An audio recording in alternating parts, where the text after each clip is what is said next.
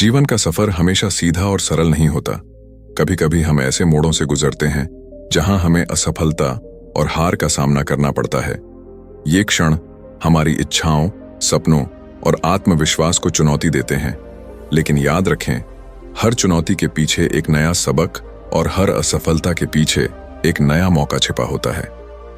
हार हमारे रास्ते का अंत नहीं, बल्कि एक ऐसा पड़ाव है जहां से हम अपनी गलतियों से सीखकर और अधिक दृढ़ता के साथ आगे बढ़ सकते हैं।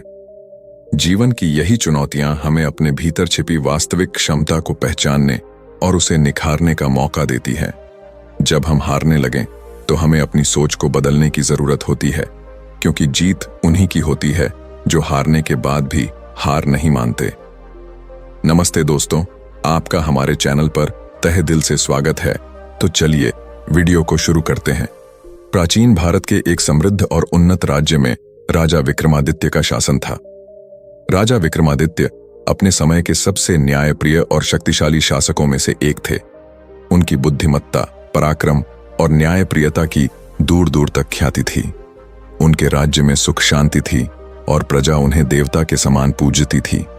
लेकिन जैसे जैसे समय बीतता गया, राजा विक्रमादित्य के जीवन में कठिनाइयों का दौर आने लगा। एक समय ऐसा आया जब राजा विक्रमादित्य को अपने राज्य में विद्रोह का सामना करना पड़ा। उनके दरबार के कुछ मंत्री, जो उनकी शक्ति से ईर्ष्या करते थे, राजा के खिलाफ षड्यंत्र रचने लगे। उन्होंने कुछ पड़ोसी राज्यों के साथ मिलकर राजा विक्रमादित्य को सिंहासन से हटाने की योजना बनाई। उन षड्यंत्रकारियों ने धीरे धीरे राज्य में अव्यवस्था फैलानी शुरू कर दी। राजा विक्रमादित्य को जब इस षड्यंत्र की भनक लगी, तब तक बहुत देर हो चुकी थी। राज्य के कई हिस्सों में विद्रोह भड़क चुका था। राजा विक्रमादित्य ने अपनी पूरी शक्ति और संसाधनों को विद्रोह को दबाने में लगा दिया। लेकिन षड्यंत्रकारियों की योजना इतनी गहरी और विस्तृत थी कि उन्हें हर मोर्चे पर असफलता का सामना करना पड़ा। उनके अपने ही सेनापति और मंत्री उनके खिलाफ हो चुके थे। धीरे धीरे राजा विक्रमादित्य का साम्राज्य बिखरने लगा। आखिरकार उन्हें अपने राज्य का एक बड़ा हिस्सा खोना पड़ा और वे केवल राजधानी में सीमित होकर रह गए। राजा विक्रमादित्य, जो एक समय पूरे भारतवर्ष में सम्मानित थे, अब अपने ही राज्य में कमजोर और असहाय महसूस करने लगे। उन्हें अपनी हार और असफलता पर गहरा दुख हुआ। उन्होंने खुद को एकांतवास में बंद कर लिया और अपने जीवन की गलतियों पर विचार करने लगे। उन्हें ऐसा लगने लगा कि अब उनका जीवन निरर्थक हो गया है और उन्होंने अपनी सारी शक्तियां और सम्मान खो दिया है। इसी निराशा के दौर में एक दिन एक संत महात्मा, जिन्हें लोग आदि गुरु के नाम से जानते थे, राजा विक्रमादित्य से मिलने आए।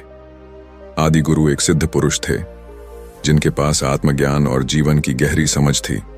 उन्होंने राजा विक्रमादित्य की उदासी और उनके मन की व्यथा को समझा और उनसे कहा, राजन, मैं जानता हूं कि तुम्हारे मन में कितना दुख और निराशा है, लेकिन याद रखना, जीवन में हार या असफलता अंतिम सत्य नहीं होती।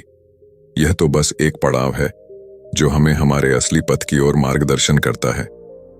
राजा विक्रमादित्य ने आदि गुरु की बातों को सुना और उनसे कहा, महात्मन, मैंने अपने जीवन में बहुत सी गलतियां की हैं।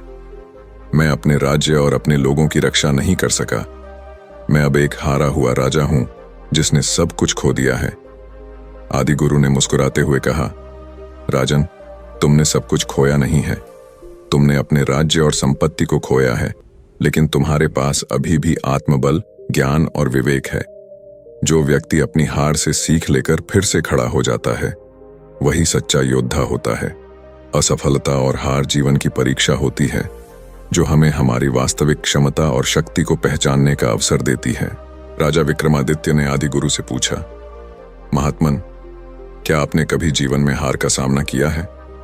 आदि गुरु ने एक गहरी सांस ली और कहा, हाँ राजन, मेरी भी एक कहानी है।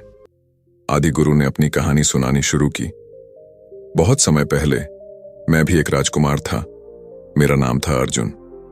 मैं एक शक्तिशाली राज्य का उत्तराधिकारी था और मेरे पिता ने मुझे सभी युद्ध कलाओं और शास्त्रों में निपुण बनाया था।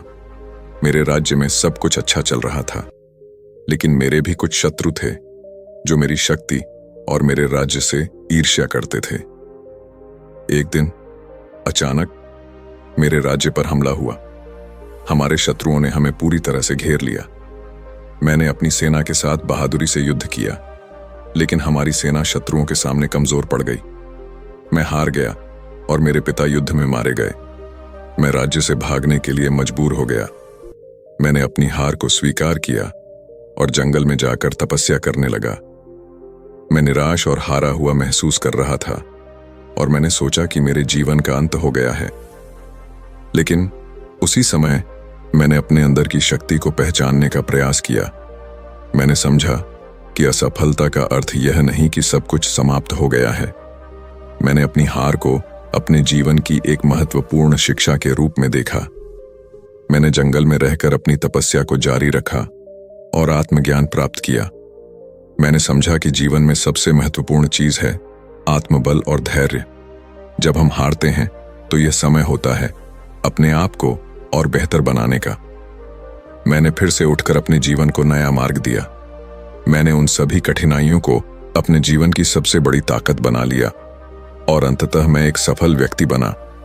लेकिन मेरी सफलता सिर्फ बाहरी नहीं थी, बल्कि मैंने अपने अंदर की सच्ची शक्ति को पहचाना। राजा विक्रमादित्य ने आदि गुरु की कहानी को ध्यान से सुना। उन्होंने महसूस किया कि उनके जीवन की हार और असफलता भी उन्हें एक नए मार्ग की ओर ले जा सकती हैं। उन्होंने आदि गुरु के चरणों में गिरकर उनसे आशीर्वाद मांगा और कहा, महात्मन, आपने मुझे नई दिशा और नई ऊर्जा दी है।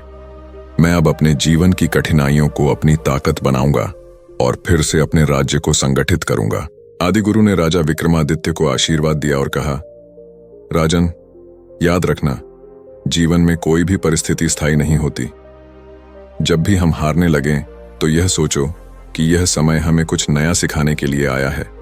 अपनी गलतियों से सीखो, अपने अंदर की शक्ति को पहचानो और फिर से उठकर अपने लक्ष्य की ओर बढ़ो। तुम्हारी सफलता तुम्हारे धैर्य, साहस और आत्मबल में छिपी है। इसके बाद राजा विक्रमादित्य ने अपने जीवन में एक नया अध्याय शुरू किया। उन्होंने अपने राज्य के बचे हुए हिस्सों को संगठित किया, अपने लोगों का विश्वास वापस जीता और अपनी सेना को फिर से खड़ा किया। उन्होंने कठिन तपस्या और साधना से अपने मन और शरीर को मजबूत बनाया।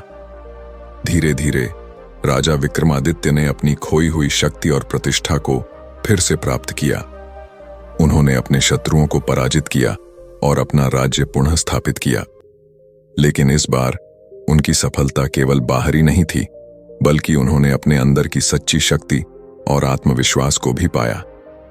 राजा विक्रमादित्य की यह कहानी हमें यह सिखाती है कि जीवन में हार और असफलता का सामना करना कोई दुर्भाग्य नहीं है।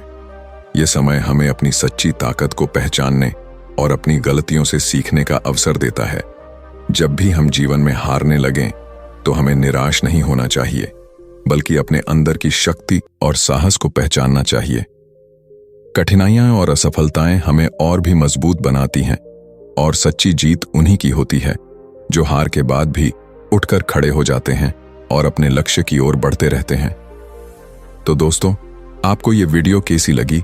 अगर ये वीडियो आपको थोड़ी भी पसंद आई हो तो वीडियो को लाइक और चैनल को सब्सक्राइब जरूर कर देना। तो मिलते हैं अगली वीडियो में, तब तक के लिए धन्यवाद।